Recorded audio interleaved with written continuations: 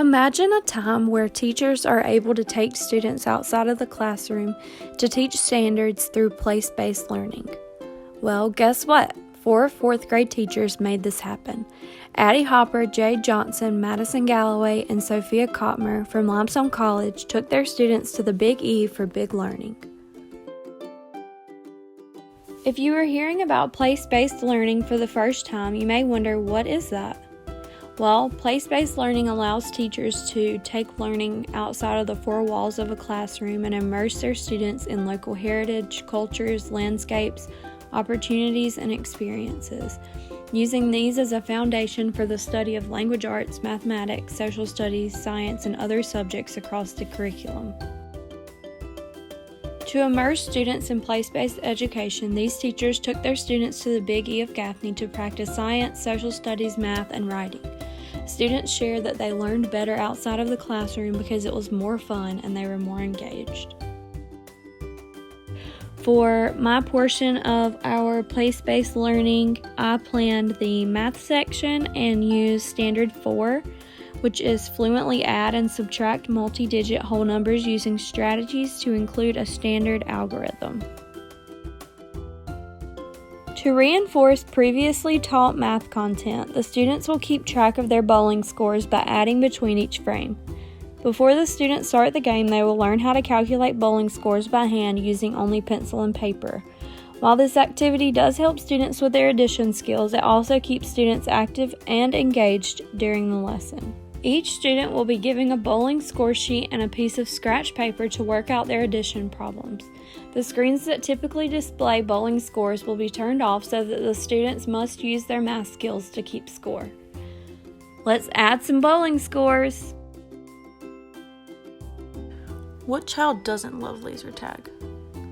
Well, for this social studies lesson, we're going to play some laser tag to help understand the social studies standard 4-1.3. It states, explain the political, economic, and technological factors that led to the exploration of the New World by Spain, Portugal, France, the Netherlands, and England, including the competition between nations, the expansion of international trade, and the technological advances in shipbuilding and navigation. Now, that's a pretty hefty standard, so for this PBL lesson, we will solely focus on emphasizing and reinforcing competition between these nations. Prior to this activity, the students have already learned the standard and done the research to be able to understand the content. Now for the fun part. The students will be split into 5 different groups, which represent the countries. Only 2 teams are playing at a time, so while the 3 groups are waiting, they will have 2 choices. The first option is to discuss what those 2 countries are looking for and why they are fighting against one another. The second option is to discuss what other options the 2 countries had to avoid the conflict.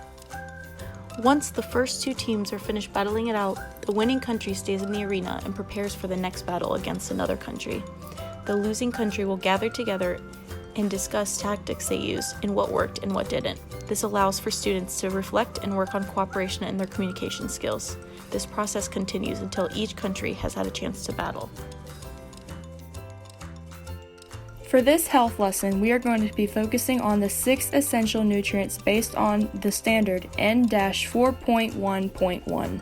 This standard states that students will be able to identify the 6 essential nutrients and the food groups that contain each essential nutrient.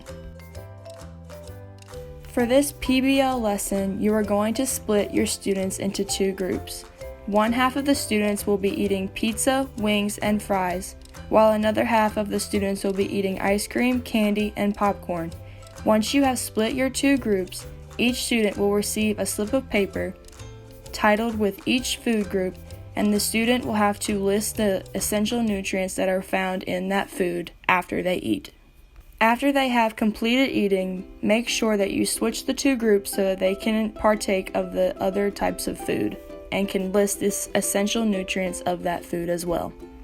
This process will definitely increase their critical thinking skills as they will have to decipher the type of food and the essential nutrient that is in the food. Finally, it's time to go back on the bus and back to the classroom. We had a great day in a different learning environment. We gained so much knowledge by being submerged in a new atmosphere.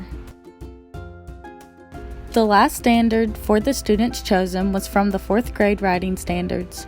Standard 3 states, students write narratives to develop real or imagined experiences or events using effective techniques, well-chosen details, and well-structured event sequences.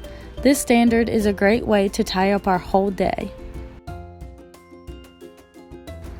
Over the next few days in the classroom, students will take their experience of Big Learning at the Big E Day and will mold what they learned into a full writing narrative essay.